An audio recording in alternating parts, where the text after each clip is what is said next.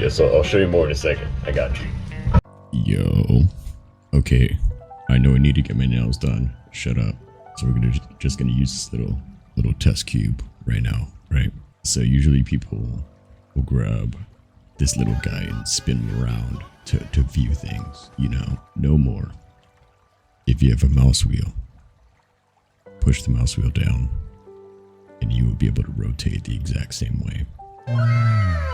Same concept. Usually people will come over here, grab this little over here to move around.